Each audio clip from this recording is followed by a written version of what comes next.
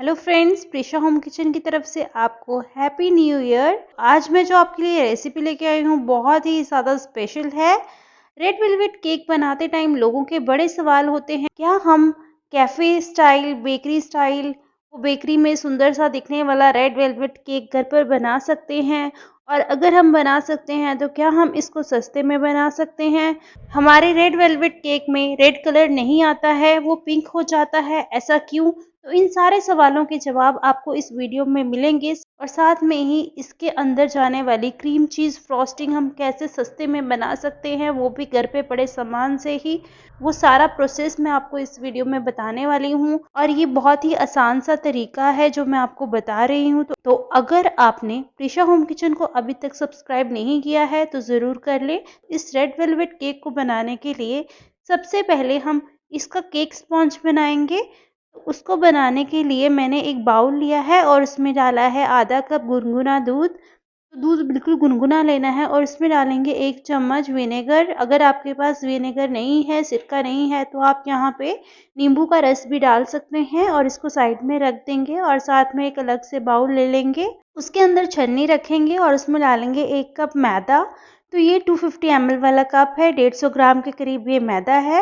इसमें डालेंगे हम 1/4 टेबल स्पून कोको पाउडर। है तो ये रेड वेलवेट केक, बट जो इसमें फ्लेवर होता है ना वो हल्का सा कोको पाउडर का होता है, इसलिए यहाँ पे हमने कोको पाउडर लिया है। और साथ में ही यहाँ पे मैं डाल रही हूँ बेकिंग पाउडर आधा चम्मच और उससे आधा बेकिंग सोडा। और साथ में ही यहाँ पे कंसनट्रेटेड रेड फूड कलर लिया है मैंने, ये ब्लॉसम का टमाटो रेड कलर है, 1/4 टेबल स्पून ये डाल देंगे और इसको साइड में रख देंगे। और जो हमने बटर मिल्क बना के रखा था उसमें डालेंगे हम हाफ कप शुगर पाउडर, उसको अच्छे से छान लेंगे और साथ में 1/4 कप ऑयल डाल देंगे। तो ऑयल फ्लेवरलेस होना चाहिए। और फिर उसमें डालेंगे वनीला एसेंस। तो 1 चम्मच आप वनीला एसेंस डाल दें और इसको अच्छे से मिक्स कर लें। तो अब जो हमने ड्राई इंग्रेडिएंट्स बनाए थे उसमें ये वेट वाला जो इंग्रेडिएंट्स है इसको मिक्स कर दें। पहले आप कट एंड फोल्ड मेथड से स्पैचुला से ही मिक्स करें ताकि आपका जो कलर है वो अच्छे से मिक्स हो जाए। ये देखिए, अगर आप इस तरीके से ये वाला कलर यूज करेंगे बिल्कुल एकदम रेड कलर आने वाला है, पिंक बिल्कुल भी नहीं होगा। अब यहाँ पे मैंने टिन ऑलरेडी रेडी करके रखा था। आप ऑयल लगा के टिन में और बटर पेपर लगा के इसको रेडी कर लें और इसमें बैटर डाल दें। और मैंने इसको तवे पे पकाया है तो तवे पे स्टैंड रख दिया है और तो तवे को पहले प्री हीट कर लें 10 मिनट के लिए और फिर उस पर आप ये टिन रख दें और इसको किसी बर्तन से ढक के 35 टू 40 मिनट्स के लिए पकाएं। तो मैंने यहाँ पे 35 मिनट्स के बाद चेक किया तो देखिए एकदम ऊपर से पक चुका था और कितना ही स्पॉन्जी बना है, परफेक्ट रेड कलर आया है इसमें। तो अब हम इसको ठंडा होने के बाद डीमोल्ड कर लेंगे। तो यहाँ पे ये ठंडा हो चुका है तो अब हम डीमोल्ड कर लेते हैं। आप देख सकते हैं बटर पेपर कितनी आसानी से निकल रहा है और ये कितनी आसानी से डीमोल्ड हो गया है और इसमें परफेक्ट रेड कलर आया है नीचे तक और अंदर भी इसके परफेक्ट कलर आया है। मैं आगे आपको इसको कट करके भी दिखाऊंगी और इसकी हम फ्रॉस्टिंग वगैरह सब कुछ करेंगे। तो ये देखिए हमारा परफेक्ट रेड कलर का स्पॉन्ज बन के रेडी है। जिनका ये रेड कलर का स्पॉन्ज नहीं बनता है वो इस तरीके से बनाए। तो अब हम इसके अंदर जाने वाली जो फैंसी सी क्रीम चीज़ फ्रॉस्टिंग होती है जो बहुत ही ज़्यादा महंगी आती है मार्केट में, उसको हमने सस्ते में घर पे कैसे बनाना है तो चलिए वो बना लेते हैं। और मैंने इसको 40 रुपये में कैसे बनाया है वो भी मैं आपको बताऊंगी। तो उसके लिए एक पैन ले लेंगे और इसमें डालेंगे दूध। आधा लीटर दूध लिया है, 2 ग्लास दूध के मैंने यहाँ पे डाले हैं। और फिर हम इसको बॉईल कर लेंगे। जब ये बॉईल हो जाएगा तो इसमें हम 1 से 2 चम्मच विनेगर के डाल देंगे। अगर आपके पास विनेगर नहीं है, सिरका नहीं है, तो आप नींबू नींबू का रस भी डाल सकते हैं इसमें। और इसको अच्छे से बॉईल करते हुए मिक्स कर लें। और ये देखिए यहाँ पे एक तरह से ये पनीर बन के रेडी हो गया है। अब हमने इसको एक बाउल में निकाल लिया है ठंडा होने के लिए। अब हम इसको रख देंगे, बट एक बार आप पानी से इसको वॉश कर लें ताकि इसमें जो खट्टापन है विनेगर का वो निकल जाए। जब ये ठंडा हो जाएगा मतलब नॉर्मल रूम टेम्परेचर पे आ जाएगा तो इसको एक ग्राइंडिंग जार में निकाल लेंगे। साथ में ही 2 से 3 चम्मच इसमें हम दूध के डाल देंगे या फिर आप मलाई भी डाल सकते हैं और इसको आप बंद करके ग्राइंड कर लें। तो ये देखिए कितना स्मूथ सा हमारा मिक्सचर बन के रेडी हो गया है। तो चलिए अब इससे हम अपना क्रीम चीज फ्रॉस्टिंग बना लेते हैं।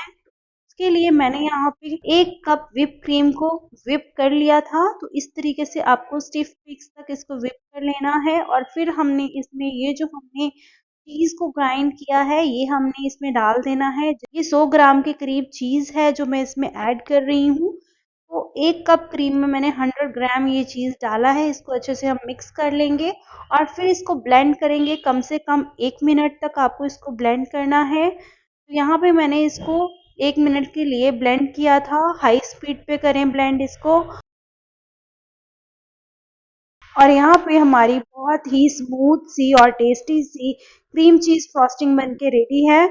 एक जो बहुत ही इम्पोर्टेंट टिप है वो ये है, जब आप क्रीम व्हिप करें तो इसमें 2 से 3 चम्मच शुगर पाउडर के ज़रूर यूज़ करें, ताकि इसका जो मीठापन है वो बैलेंस हो जाए, क्योंकि हमने इसमें चीज़ डाला है और उसमें कोई भी फ्लेवर नहीं है। तो चीनी ज़रूर ऐड कर लें। तो ये देखिए हमारी बहुत ही स्मूथ सी क्रीम चीज़ फ्रॉस्टिंग बन के रेडी है। तो चलिए अब कर लेते हैं अपना केक की फ्रॉस्टिंग एंड डेकोरेशन। उसके लिए मैंने यहाँ पे जो ये स्पॉन्ज है अच्छे से ठंडा हो चुका है और इसको मैं कट्स लगा रही हूँ। सबसे पहले इसको मैंने 3 कट्स लगाए हैं। ऊपर वाली लेयर पे कट लगाया है और उसके नीचे कट लगाया है और 1 कट और लगाया है। टोटल 3 कट्स मैंने इस पे लगाए हैं और फिर मैं इसको धागे की हेल्प से कट करने वाली हूँ। तो धागे की हेल्प से अगर आप कट करोगे ना, बहुत ही फिनिशिंग आती है, बहुत ही फिनिशिंग से कटता है, कहीं से ऊपर नीचे नहीं रहता है। तो इस तरीके से चारों ओर आपने इस तरीके से धागा लेना है और इस तरीके से फंसा लेना है और फिर इस धागे को दोनों तरफ से पकड़ के आपको अपनी तरफ खींच लेना है। तो ये देखिए इसकी लेयर बहुत ही आसानी से कट हो गई है और बिल्कुल भी ऊपर नीचे नहीं हुई है, एकदम परफेक्ट लेयर कटी है इसकी, आप देख सकते हैं। और इसी तरीके से मैंने सारी लेयर्स इसकी कट कर ली हैं। और अगर आप बिगनर हैं तो आप अगर इस तरीके से लेयर्स कट करेंगे तो आपकी परफेक्ट लेयर्स कटने वाली हैं। तो ये देखिए इसका अंदर तक रेड कलर कितना अच्छा आया है, आप देख सकते हैं। तो इस तरीके से बनाएंगे तो कभी भी आपका रेड वेलवेट केक खराब नहीं होगा, एकदम परफेक्ट बनेगा। तो अब हम टर्न टेबल पे लगाएंगे अपनी क्रीम चीज़ फ्रॉस्टिंग और उस पे रखेंगे मिडिल वाली लेयर। यहाँ पे मैंने मिडिल वाली लेयर सबसे नीचे रखी है, उसके ऊपर डाला है शुगर का और पानी का ये मिक्सचर है, ये मैंने डाला है। आप चाहें तो कोई भी इसके लिए सिरप बना सकते हैं। अगर आप इसमें कोई और फ्लेवर दे रहे हैं तो उसका सिरप बना सकते हैं। मैंने इसमें सिंपल चीनी और पानी का मिक्सचर बना के सोक किया है इसको, और इसके ऊपर लगा देंगे जो क्रीम चीज़ फ्रॉस्टिंग हमने बना के रखी है और उसको अच्छे से हम फैला देंगे। और फिर इसी तरीके से इसके ऊपर हम दूसरी लेयर भी रख देंगे और उसको भी हम चीनी वाले पानी से सोक कर लेंगे और उसके ऊपर फिर से हम अपनी क्रीम चीज़ फ्रॉस्टिंग लगा देंगे। और यही स्टेप्स को रिपीट करते हुए हमने तीनों लेयर्स को प्लेस कर देना है। तो यहाँ मैंने तीनों लेयर्स प्लेस कर दी हैं और इसके ऊपर भी क्रीम चीज़ फ्रॉस्टिंग लगाएंगे, साइड में भी लगा देंगे। और पैलेट नाइफ को आपको 90 डिग्री पे रख के घुमाना है तो आपकी बहुत ही आसानी से साइड्स में फिनिशिंग आ जाएगी। और फिर हम ऊपर भी फिनिशिंग दे देंगे पैलेट नाइफ से और उसके बाद स्क्रेपर से इसको और फिनिशिंग दे देंगे। अभी फिलहाल मैंने ये क्रम्ब कोटिंग की है, क्योंकि इसकी क्रम्ब कोटिंग करेंगे तो जो फाइनल फिनिशिंग है वो बहुत अच्छी आएगी। तो ये हमारी क्रम्ब कोटिंग ऑलमोस्ट हो चुकी है, तो इसमें मैंने मैक्सिमम फिनिशिंग दे दी है। अब हम इसको रखेंगे फ्रिज के अंदर। कम से कम आधे घंटे के लिए आप इसको फ्रिज में रखें ताकि ये अच्छे से सेट हो जाए और उसके बाद हम करेंगे इसकी फाइनल कोटिंग। फाइनल कोटिंग भी आपको साइड से इसमें प्रॉपर क्रीम चीज़ फ्रॉस्टिंग लगानी है और टॉप पे लगानी है और फिर स्क्रेपर से इसको अच्छे से आपको फिनिशिंग दे देनी है। तो ये देखिए कितनी अच्छी यहाँ पे फिनिशिंग हो चुकी है। अब हम यहाँ पे ब्रश स्ट्रोक का इफेक्ट दे रहे हैं। तो मैंने ब्रश से इसको साइड्स में इफेक्ट दे दिया है। टॉप पे इफेक्ट देने की ज़रूरत नहीं है, क्योंकि यहाँ पे हम रेड वेलवेट इसको पूरा कवर करने वाले हैं रेड वेलवेट केक से और साथ में फ्रॉस्टिंग से।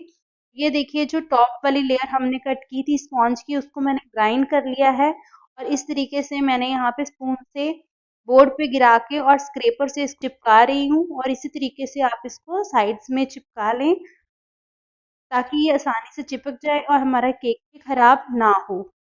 और इसी तरीके से मैंने इसके ऊपर भी यही वाला जो स्पॉन्ज है जो हमने ग्राइंड करके रखा था उसको मैं छान ले रही हूँ, ताकि बहुत ही अच्छी सी फिनिशिंग आ जाए। इस तरीके से मैंने इसको टॉप पे फैला दिया है। अब हम क्रीम चीज़ फ्रॉस्टिंग को डाल देंगे एक पाइपिंग बैग के अंदर। और साथ में मैंने ये ना छोटी नोज़ल का यूज़ किया है, जैसे 6B नोज़ल होती है उसी तरीके से ये छोटे कट्स वाली नोज़ल है, आप देख सकते हैं छोटी नोज़ल है ये। तो इसी से मैं इसकी जो है डेकोरेशन कर रही हूँ।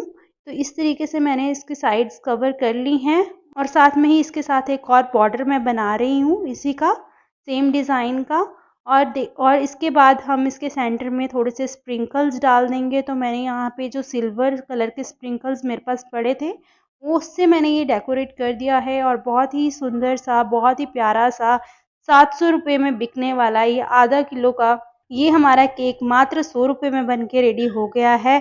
बहुत ही सस्ते में आप इसको बना सकते हैं और बहुत ही ज़्यादा प्रॉफिट कमा सकते हैं। तो अगर आप ये रेसिपी फॉलो करेंगे तो आपका एक बहुत अच्छा बनेगा। तो मैं अब आपको इसको कट करके भी दिखाती हूँ। तो ये देखिए मैं इसको कट कर रही हूँ और ये कितना ही सॉफ्ट बना है, बहुत ही सॉफ्ट बना था और परफेक्ट लेयर्स आई हैं इसके अंदर और खाने में तो बहुत ही ज़्यादा टेस्टी बना था ये। तो आप इस रेसिपी के साथ एक बार रेड वेलवेट केक ज़रूर बना के देखें, आपको बहुत अच्छा लगेगा और बहुत ही सस्ता बनेगा ये और बहुत ही महंगे में इसको आप बेच सकते हैं अगर आप एक होम बेकर हैं तो। अगर आपको ये वीडियो पसंद आई हो तो मेरे चैनल को सब्सक्राइब करना बिल्कुल ना भूलें और वीडियो को लाइक शेयर ज़रूर करें। तो चलिए मिलते हैं नेक्स्ट वीडियो में नेक्स्ट